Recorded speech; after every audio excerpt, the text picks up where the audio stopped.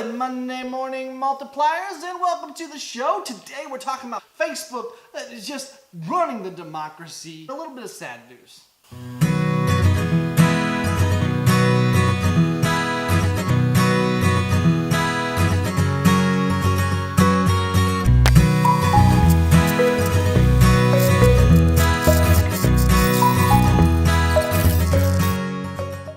Today we're just going to jump right into our biggest story, which is Facebook. Now, obviously, Facebook is the juggernaut of the internet. They just had an amazing quarter, making $7 billion, that's with a B, dollars in gross revenue, which is astounding. So on and so forth. They've just been blowing up as forever they have been, and they've been branching off into so many things. But today we're talking about something interesting, which is a side effect of Facebook. That is, Facebook is really starting to sway a lot of misinformation. Now, this isn't inherently Facebook's fault in a sense. Let me just explain here. So this is by an article by Vox I've read. Now, actually, have seen and this myself and have been thinking about it, but there's so many things like about this that really make a lot of sense. You know, Facebook is one of those places where I can post anything. I can write a story about anything. I can say anything about anybody I want with no repercussions and post it, and people take it as fact. I see this a lot with like memes and articles that'll come by, and the article I read actually discussed this too, which is clickbait titles. What I mean by that is titles where people will put in stuff like Hillary Clinton is doomed now, Donald Trump has put the final nail in his coffin, you won't believe what this person said, whether it's true or not. Now, clickbait, if you don't know what that is, clickbait is saying something that is very much fluffed up or untrue in a lot of cases. So that's like, I saw one recently that said Trump will win 42 of the 48 states, blah, blah, blah. And like, quite frankly, those things aren't necessarily true. That's somebody hoping, wishing, or just trying to get clicks. So we see with this is people are getting so much misinformation because people aren't journalists. They don't have to say the truth. So they create a website. They start putting up what they want on there, whether it's true, false, otherwise, who knows, and people click on it and they make money. So this is a really big problem that's coming, that's being perpetuated by the largest social media in the world, and that is just that people unfortunately are finding themselves with a lot of misinformation, a lot of not understanding. I see this pretty much across the world universally anymore though, because so many people are just like taking stuff that they're told and not really thinking about it anymore. There was a commercial several years ago, I think it was for an insurance company, and the insurance company had somebody say, oh, I'm going with this one because the internet said they saved me money. It's like, oh, why? She's like, because the internet said so, and everything on the internet's true. And unfortunately, that's what people think. It's not the case. There's actually like laws that the news doesn't technically have to tell you the whole truth anymore. I mean, seriously, there's stuff like this out there. Humans, Christians, people in general, we have to look at stuff for ourselves. You can't just take what some Joe Blow says in an opinion-based article as fact. You know, there's so much going on with this, like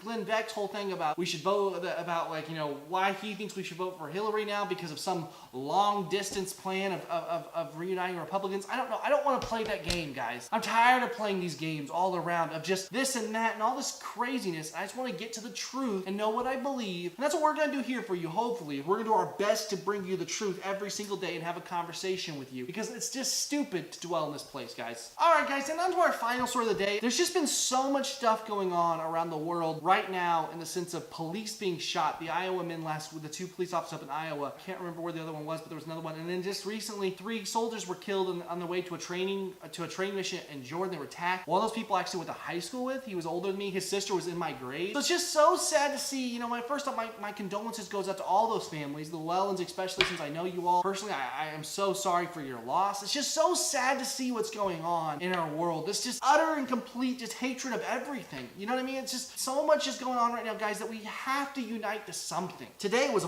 it's a big day for me, guys. So I've been fasting. So Mondays I must try to start fasting, which is difficult because I love food, but I'm gonna do my best to do it. And today I finished Job because you know, with everything else going on, I actually was able to finish it. I'm sitting here listening to this beautiful passage of scripture, and then God begins to speak to Job himself. He says to Job here in chapter 38, he says, "Where were you when I laid the foundations of the earth? Tell me if you have understanding. Who determined its measurements? Surely you know. Or who stretched the line upon it? On what were its bases sunk? Or who laid the cornerstone? When the morning stars sang together, and all the sons of God shouted for joy? Or who shut in the sea with doors when it burst out from the womb?" I mean, you guys see this right here. You see God talking to Job. Job has been kind of in this, like, I don't want to say complaining, but he's in this place where he's just like, I haven't done anything wrong. And these guys are saying, you've done something wrong this whole time. But this is God himself speaking to Job, saying, you don't have understanding of what's happening. You weren't there for the foundations of the earth being laid, to see the oceans filled and then separated. I mean, so much, guys, that this is God just truly just saying, Job, you don't know. So often, guys, we get caught up in stuff and we think to ourselves, man, this is just unfair, or this is just blah, and so many things. But guys, the fact of the matter is,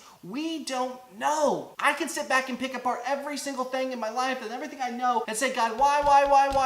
But I don't know. That's the most beautiful thing about being a Christian, is being able to step back and say, I don't know. And that's okay, because I don't know, because I know my God does know. My God knows, so I don't need to. We get caught up in these fundamental aspects of just me, I, why, blah, blah, blah. Guys, God is in control. That is the beautiful thing. We can get caught up in so many other elements. We can say to ourselves, God, why? But God is in control. Now, I know I'm rambling a little bit, I'm repeating, but guys, it's so fundamentally important. As a personal testimony, guys, I've been having these last few weeks, you've noticed that our uploads have been a little more sporadic, partially because just stuff going on outside here, but partially because I've just been let down. I really thought in October we were going to see a big growth, and we saw a marginal growth, but not to the terms I was wanting. And I was discouraged a little bit, which hindered me from making these videos in some senses, because the passion had just dwindled a little bit. But you know what I had to come back to, and why I'm fasting today, is because I have to trust my God is in control. I have to trust that God has control. And as I did, this is where I turned in scripture to my normal reading, what had come up, and I was amazed, because I was like, God, you were so right.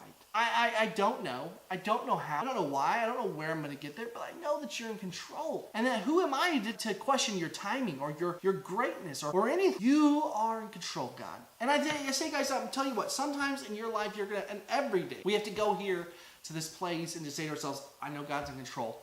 Because life is crazy, chaotic, and just unmanageable sometimes. But God is in control. God was there in the foundations of the earth. He laid the foundations. He put everything into motion. And we must trust that He is truly in control of your and my lives. I'm going to leave it there, guys. It's really just a hefty chunk of scripture there. I mean, just really something to think about and to really struggle with, because you know what? Life is this. I mean, this is truth, and God is in control. And I challenge you guys, go there, seek there, find your place in this section of scripture, and just think to yourselves and give control to God fully of your life. All right, guys. Well, thank you so much for watching today. What do you think? Comment down below with your thoughts on the Facebook thing, this horribleness that's going around the world, all these police officers and soldiers being killed. It's just so truly saddening. Comment down below on your thoughts on all the articles, guys. If you like what we do here, make sure you subscribe. If you enjoyed this video, make sure you hit a thumbs up. Let us know that we're doing the right thing and that you like it. And guys, so much, just you are such a blessing to me, and I thank you so much for watching. God bless. I'll see you tomorrow.